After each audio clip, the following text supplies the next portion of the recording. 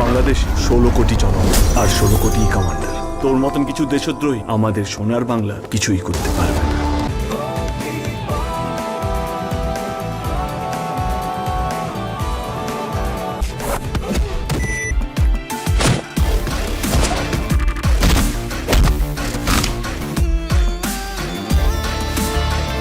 আমরা সিনেমার কথা বলি। সাবস্ক্রাইব করুন আমাদের চ্যানেল, বেল আইকনে ক্লিক করতেও ভুলবেন না। 2012 সালে বাংলা সিনেমা ডিজিটালে পদার্পণ করার পর নতুন করে দর্শক হলমুখী হতে শুরু করে। তখন বেশ ভালো ভালো সিনেমা নির্মাণ শুরু হয়। দুই বাংলার যৌথ প্রযোজনায় সিনেমা নির্মাণ হয়। সেই সিনেমাগুলো বেশ জনপ্রিয়তা পায়। সিনেমার সেই সময় থেকে শুরু করে এখন পর্যন্ত মাঝে মাঝেই দেখা যায় বেশ বড় আয়োজনে সিনেমার কাজ শুরু হয়েছে। বেশ কিছুদিন সিনেমা শুটিংও হয়। বিগ কাস্টিং, বেশ বড় আয়োজন দেখে সিনেমাগুলোর প্রতি দর্শকদের আগ্রহও থাকে। এর মধ্যে কিছু সিনেমা কাজ শেষ করে মুক্তি পায়, আবার কিছু সিনেমা মাঝপথে নানান কারণে বন্ধ হয়ে যায়। সিনেমাগুলোর কাজ বন্ধ হলেও সিনেমাগুলো নিয়ে দর্শকদের আগ্রহ থাকে। বিভিন্ন পোস্টে দর্শকদের আক্ষেপ করতে দেখা যায়। সিনেমাগুলো সময় মতো মুক্তি পেলে সফলতার মুখ দেখত। আজকে আলোচনা করব এমন 10টি সিনেমা নিয়ে যেগুলোর বাজেট বেশ ভালো ছিল। কিছু সিনেমার টিজার পোস্টার দেখে তুমুল দর্শক আগ্রহ তৈরি হয়েছিল, কিন্তু সিনেমার কাজ মাঝপথে বন্ধ হয়ে গেছে। বিস্তারিত আলোচনা করা হলো।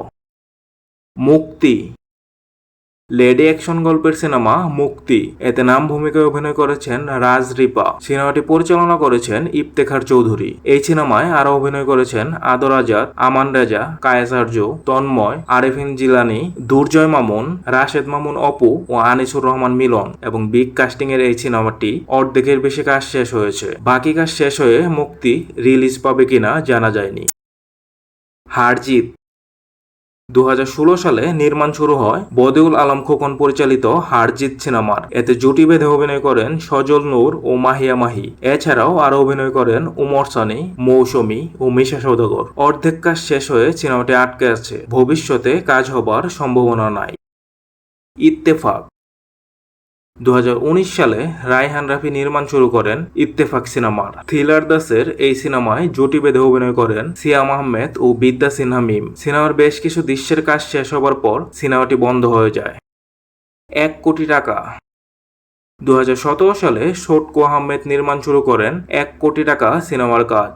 এতে প্রধান চরিত্রে অভিনয় করেন ডিপজল। এছাড়াও আরো অভিনয় করেন বাপ্পি চৌধুরী, আঁচল আখি, শিরিন চিলা ও মিজু আহমেদ। অর্ধেক কাজ শেষ হয়ে সিনেমাটির কাজ আর এগোয়নি। আদি, 2016 সালে আদি সিনেমার টিজার দেখে সবাই অবাক হয়ে যায়। তানিম রহমান অংশ পরিচালিত আদি সিনেমার টিজার ছিল দুর্দান্ত।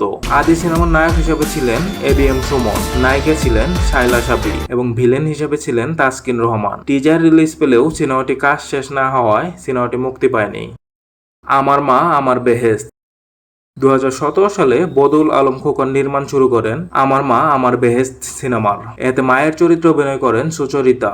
মা পাগল ছেলের চরিত্রে অভিনয় করেন সাইমন সাদিক। সাইমনের নায়িকা হিসেবে অভিনয় করেন মাহিয়া মাহি। এছাড়াও আরো অভিনয় করেন আলিরাজ ও মিশা সওদাগর। 70% কাজ শেষ হয়ে সিনেমাটি আটকে আছে।